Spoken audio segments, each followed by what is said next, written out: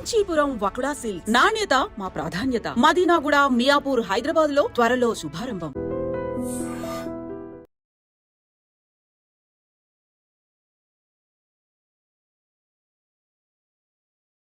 అనంతరము ముగ్గురు ఎమ్మెల్యేలతోటి బీఆర్ఎస్ తీర్థం పుచ్చుకున్నారు.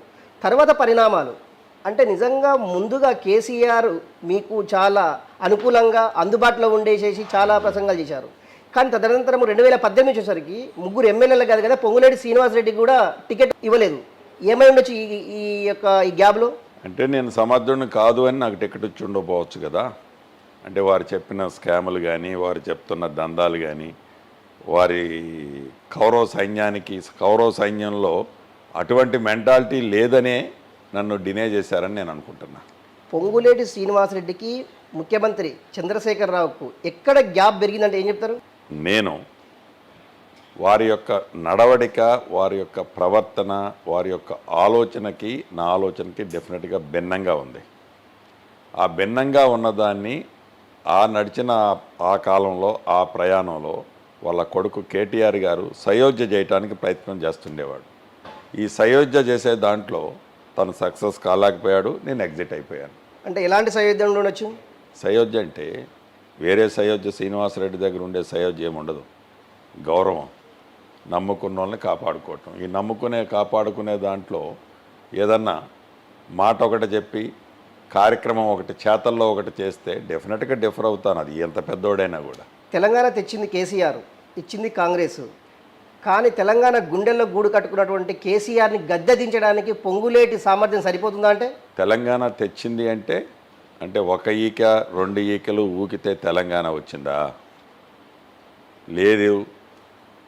దీక్షలో కూర్చున్నానని చెప్పి ఖమ్మంలో అర్ధరాత్రి పూట నిమ్మరసం తాగి దీక్షను విరమింపజేసి మళ్ళీ ఉవ్వెత్తిన విద్యార్థులు తనని అటాక్ చేస్తారని భయపడి నేను దీక్ష విరమింపజేయలేదు అని చెప్తే వచ్చిందా? లేకపోతే చావు నోట్లో దాకా పోయి బయటికి వస్తే వచ్చిందా తెలంగాణ రాష్ట్రం? కేవలం తెలంగాణ రాష్ట్రం ఆనాడు శ్రీమతి సోనియా గాంధీ గారు, కాంగ్రెస్ పార్టీ ఒక బ్రాడ్ మైండ్తో ఈ తెలంగాణ రాష్ట్రం అనే అంశము ఈనాటిది కాదు. ఈ కేసీఆర్ అనేవాళ్ళు తెలంగాణలో తొలి విడత ఉద్యమంతో పోలిస్తే మలి విడత ఉద్యమంలో ఇతని అన్ని జిమిక్స్, ఈ జిమిక్స్తో నేను చేశానని ఓనర్షిప్ తీసుకోవాలని ప్రయత్నం చేశాడు.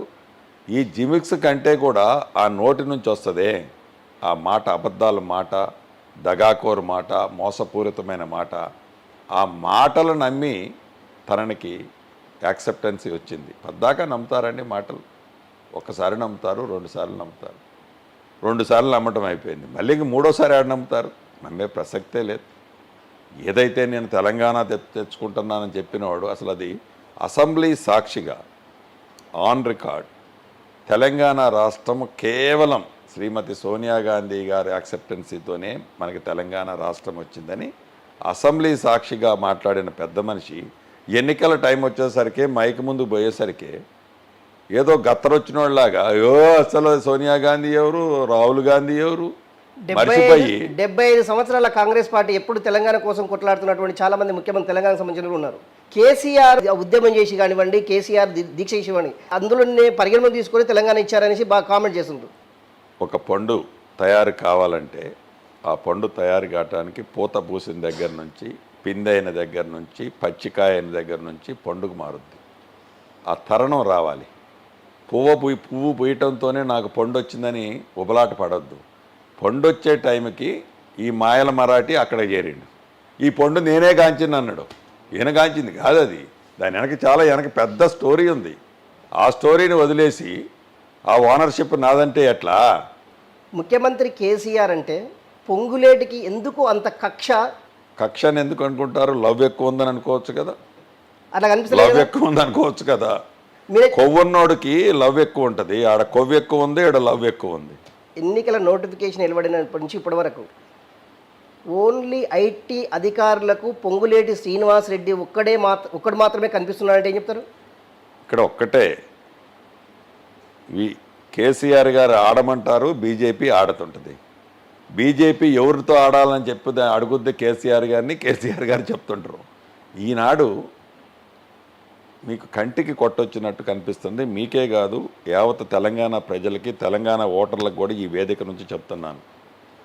తెలంగాణ రాష్ట్రంలో కాంగ్రెస్ పార్టీ వస్తుంది, మేము చెబుతున్న అంకెలతో ప్రభుత్వం ప్రమాణ స్వీకారం చేయబోతుంది అనటానికి నిదర్శనం వరుసగా కాంగ్రెస్లో ఉండే టాల్ లీడర్లందరినీ వివిధ సెక్టార్లలో ఇరికించాలని, వివిధ సెక్టార్లు పెట్టి వాళ్ళ సంస్థలు పెట్టి భయపెట్టాలని ఏవైతే చూస్తున్నారో అది కేఎల్ఆర్ దగ్గర నుంచి మొదలెట్టి నిన్న జరిగిన మా వివేక్ వరకు జరిగింది. వెంకటస్వామి చెన్నూరు క్యాండిడేట్, ఇవన్నీ మీరు చూడండి ఒక్కసారి. దీనికి ఒక్కటే అనేక గతంలో చెప్పాను, ఏ చెట్టుకి పండ్లు ఉంటాయో ఆ చెట్టుకే రాళ్ళు వేస్తారని. కాంగ్రెస్ పార్టీ అధికారంలోకి వస్తుంది కాబట్టే ఈనాడు పాత కేసులు, కొత్త కేసులు అన్నీ గుర్తొస్తున్నాయి కాంగ్రెస్ పార్టీలో ఉన్న నాయకుల మీద, అభిమానుల మీద. ఐటీ అధికారులు సోదాలు రేపు చేస్తున్నారు అనేసి ముందు పొంగులేటి శ్రీనివాసరెడ్డికి తెలుస్తుంది. నిజంగా ఈ సమాచారం ముందు ఎట్లా తెలుస్తుంది శ్రీనివాసరెడ్డి గారు? దాంట్లో నాకు పెద్ద ఇన్ఫార్మర్లు ఉన్నారని మీరు అనుకుంటున్నారు. నాకేం అంత పెద్ద సీన్ లేదు.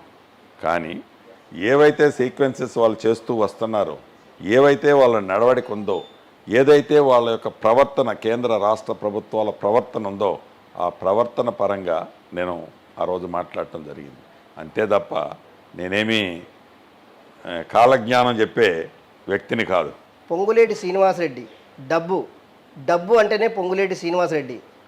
బిడ్డ వివాహం నుంచి మొదలుకొంటే కాంగ్రెస్ ఖమ్మం సభ వరకు వేల కోట్లు ఖర్చు పెట్టినారనేసి బీఆర్ఎస్ నేతలు పొంగులేటి పైన చాలా విమర్శలు చేస్తున్నారు. నిజంగా అది డబ్బుతో కూడుకున్న వ్యవహారం కాదంటారా? అసలు వేల కోట్లకి ఎన్ని అంకెలు ఉంటాయో విమర్శించే వాళ్ళని ఈ వేదిక మీద నుంచి ప్రశ్నిస్తున్నాను. వేల కోట్లకి డెఫినేషన్ ఏంటి? అసలు వేల కోట్లు శ్రీనివాసరెడ్డి దగ్గరకు ఉండే సందర్భం ఎలా వస్తుంది? శ్రీనివాసరెడ్డికి ఉన్న కుటుంబ సభ్యులకు ఉన్న సంస్థల యొక్క టర్నోవర్ ఎంత? దాంట్లో వేల కోట్లు ఎన్ని వస్తాయి? Number 1 point. నెంబర్ 2 పాయింట్, నా కొడుకు పెళ్ళి, కూతురు పెళ్ళి డెఫినెట్గా మంచిగా చేశాను. జీవితంలో మనిషికి కావాల్సింది ఏంది? మనం చచ్చిపోయేటప్పుడు ఏం కోరుకుంటాం? మనిషి నేనున్నంతకాలం మంచి చేయాలి, గుర్తింపు ఉండాలి. నేనున్నంతకాలం మంచి ఉండాలి, మంచి చేయాలి. నేను పోయిన తర్వాత కూడా ఒక 10 ఏళ్ళలో 20 ఏళ్ళలో నన్ను గుర్తుపెట్టుకోవాలని ఏ మనిషి అయినా కోరుకుంటాడు. ఇంట్లో శుభకార్యం కూడా చేస్తే ఆ శుభకార్యం కూడా రాజకీయంగా చిత్రీకరిస్తే దీన్ని ఏమనాలి? అరే ఇప్పుడు నేనేమి ఓట్లు ఉన్నాయని ఆ రోజు వాల్ క్లాకులు ఏదైతే వాల్ క్లాకులు ఇచ్చాను, ముఖ్యమంత్రి స్థాయిలో వయసును మర్చిపోయి పైన కింద డాష్ ఉండి నువ్వు నీ స్థాయిలో 60 రూపాయల గడియారాలు, 70 రూపాయల గడియారాలు, 5 రూపాయల గడియారాలే. నీకు అంత దిల్లు ఉండాలి కదా, ఆ దిల్లు కూడా కావాలి కదా, ఉండొచ్చు నీకు. ఇవాళ నువ్వు మోదీ గారు చెప్పినట్టు 1,00,000 కోట్లు దోచుకున్న డబ్బు నువ్వు ఫారెన్ కంట్రీల్లో దాచుకోవచ్చు. నేను చెప్పింది కాదు, నువ్వు 1,00,000 కోట్లు దోచినవని మోడీ గారే చెప్తున్నాడు.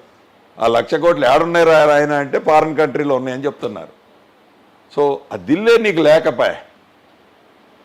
నాకున్న దాంట్లో నా స్థాయి అది 5 రూపాయల గిఫ్టే ఇచ్చే తత్వం అన్నది.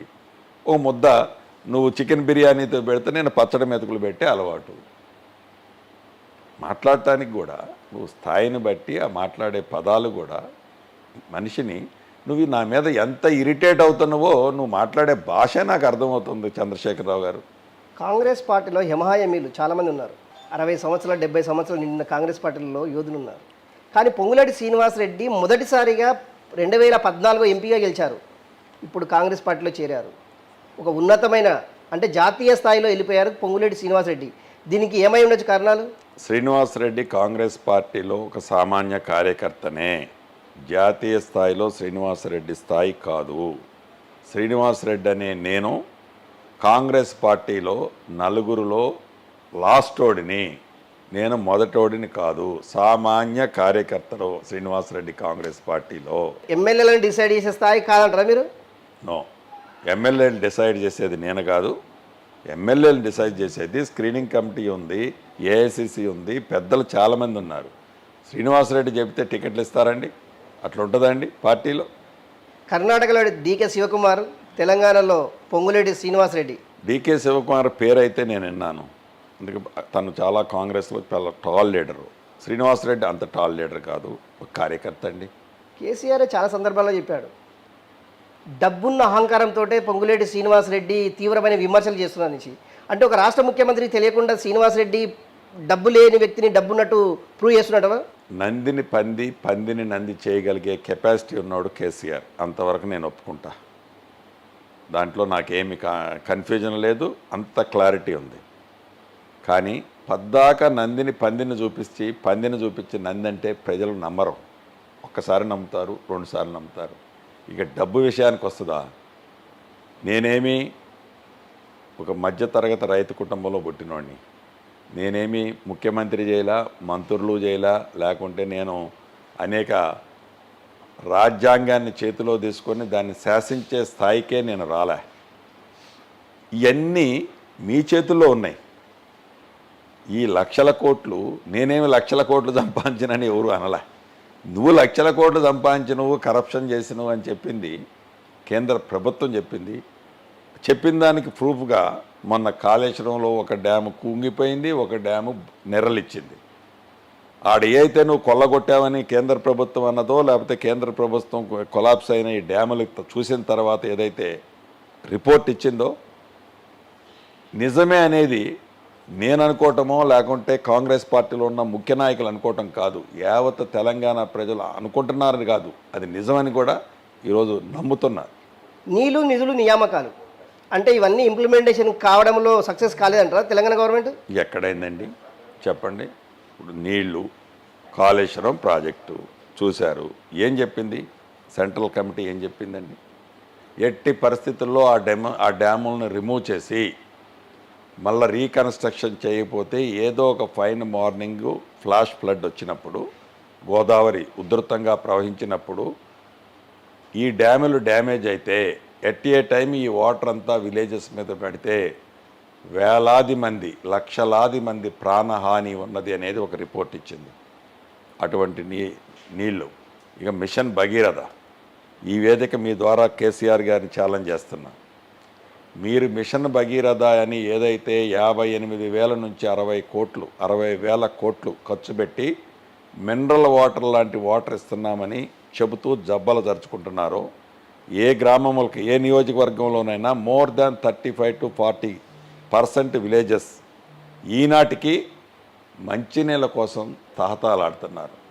ఎందుకు మాట్లాడితే పవరు జనరేటర్ లేకుండా చేసినా, లేకుంటే ఏది చప్పుడు లేకుండా చేసినా, అది చేసినా ఇది చేసినా అంటాడు కదా. మీరు ఇలా ఏ నియోజకవర్గంలో కొన్ని గ్రామాలకు వెళ్తే మాకు ప్యూరిఫై చేయడానికి వాటర్ ట్రీట్మెంట్ ప్లాంట్లు కావాలని అడుగుతున్నారు. మీలో చిత్తశుద్ధిగా మీరు అది చేసి ఉంటే ఎందుకు అడుగుతున్నారండి?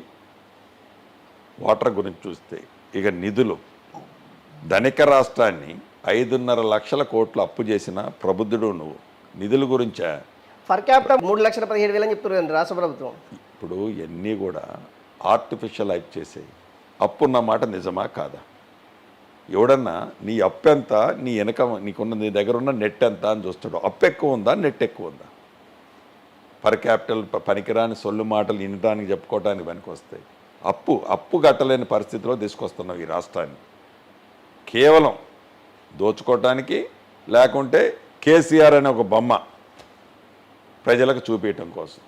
పొంగులేటి శ్రీనివాసరెడ్డి ఆర్టిఫిషియల్ భూమా, ఇది రియల్ భూమ్ అంటే ఏం చెప్తారు? 3వ తారీఖు తర్వాత ప్రజలు చెప్తారు కదండి. 3వ తారీఖు నాడు చెప్తారు ఆర్టిఫిషియల్ భూమా, రియల్ భూమా అని. తెలంగాణలో స్టార్ క్యాంపెయిన్గా పొంగులేటి ఏమైనా ప్రచారం చేయబోతున్నారా? డెఫినెట్గా. ఎక్కడెక్కడ తిరగబోతున్నారు? చెప్తాను, లిస్ట్ ఇస్తాను కదా. ఖమ్మంలో ఇప్పటి వరకు ఏ కాన్ఫరెన్స్లో మీరు పర్యటించారు? మీ దృష్టికి వచ్చిన సమస్యలు ఏంటి? సమస్యలల్లా ఏమీ లేవు. మన దగ్గర డబ్బులు లేవు. విపరీతంగా ఇండస్ట్రియలిస్టులని, విపరీతంగా డబ్బున్నోళ్ళని ఒక్కొక్క నియోజకవర్గాలకు ఇన్ఛార్జీలు పెట్టింది బీఆర్ఎస్ పార్టీ. కనీసం మొబలైజేషన్కి, కార్ల డీజిల్కి కూడా పేమెంట్ లేని పరిస్థితిలో ఇవాళ మన పార్టీ ఉందనేది ఏ నియోజకవర్గానికి పోయినా ఫస్ట్ కంప్లైంట్ అదే. చాలా స్పష్టంగా కనిపిస్తుంది. ధనబలము ఈనాడు బీఆర్ఎస్ పార్టీకి ఉంది, జనబలము విపరీతమైన జనం. జాయినింగ్లు కూడా మీరు చూస్తున్నారు. అనేక సందర్భాల్లో చెప్పాను, పొద్దుగూకిన తర్వాత ఏ గూటి పక్షి ఆ గూటికి వస్తుంది అని ఎప్పుడైతే నేను చెప్పానో, ఈనాడు కాంగ్రెస్ పార్టీలో జాయిన్ అయ్యి తిరిగి వస్తున్న వాళ్ళందరూ కూడా పొద్దుగూకింది కదా, అందుకే అంత పెద్ద ఎత్తున కాంగ్రెస్ పార్టీలో జాయినింగ్లు అవుతున్నారు. ఓవరాల్గా ధనబలం గెలుస్తుందా జనబలం గెలుస్తుందా అని అంటే మీరు 3వ తారీఖు ఫలితాలు వచ్చిన తర్వాత మళ్ళీ మీరు ఇంటర్వ్యూ తీసుకోండి. అహంకారంతో నేను మాట్లాడానా, కొవ్వెక్కి మాట్లాడానా, డబ్బుండి మాట్లాడానా, డబ్బు లేకపోయినా గంజి దాగైనా ఇవాళ క్యాంపెయినింగ్ చేస్తున్నారు మా క్యాడర్, కాంగ్రెస్ క్యాడర్. దీని ఇదే రాజకీయ డైలాగ్ కాదు. వాళ్ళతో కంపేర్ చేస్తే, వాళ్ళతో చేస్తే, వాళ్ళు బిర్యానీ తీస్తే నిజంగా వీళ్ళు పచ్చడి మెతుకులు దీన్ని కష్టపడుతుంది కాంగ్రెస్ శ్రేణులంతా. ముఖ్యంగా ఖమ్మం జిల్లాకు సంబంధించినటువంటి ఏ బీఆర్ఎస్ ఎమ్మెల్యేను కూడా అసెంబ్లీ గేటు తాకనీయను అని ఒక శబ్దం చేశారు. నిజంగా అలా తాకినట్లయితే మీ యాక్షన్ ఎలా ఉండబోతుంది? ఎన్ని రోజులకి ఇప్పుడే ఎందుకు దానికి 3వ తారీఖు నాడు మనం మాట్లాడుకుంటాం కదా. 3వ తారీఖు మధ్యాహ్నం ఫలితాలు వచ్చేస్తాయి. వచ్చిన తర్వాత నాట్ ఓన్లీ ఖమ్మం, నేను చెప్తాను కదా, తెలంగాణ రాష్ట్ర ముఖ్యమంత్రి, కాంగ్రెస్ ముఖ్యమంత్రి డిసెంబర్ 9వ తారీఖు మధ్యాహ్నం 11 గంటలకు ప్రమాణ స్వీకారం ఎల్బీ నగర్ స్టేడియంలో చేస్తున్నారు. ఎవరంటే ముఖ్యమంత్రి కాంగ్రెస్ నుంచి? ఏఐసిసి ఫైనల్ చేస్తుంది. అది ప్రతిదీ ఏఐసిసి అంటే అంటే ఇది కేంద్రం, ఇది ప్రాంతీయ పార్టీ, ఇది కేసీఆర్ లాగా ఓల్ ఓనర్షిప్ ఉన్న ప్రాపర్టీ కాదు ఇది కాంగ్రెస్లో. కాంగ్రెస్ అంటే ఇది ఒక పెద్ద సంస్థ, 125 130 సంవత్సరాల చరిత్ర ఉన్న సంస్థ. గబక్కన ఎవడుకో టిక్కులు పెట్టుకుంటే ఎస్ అవుతుందా? నో, అట్లా ఉండదు. ఈ సంస్థలో ఎవరినైనా చేయొచ్చు ముఖ్యమంత్రిని.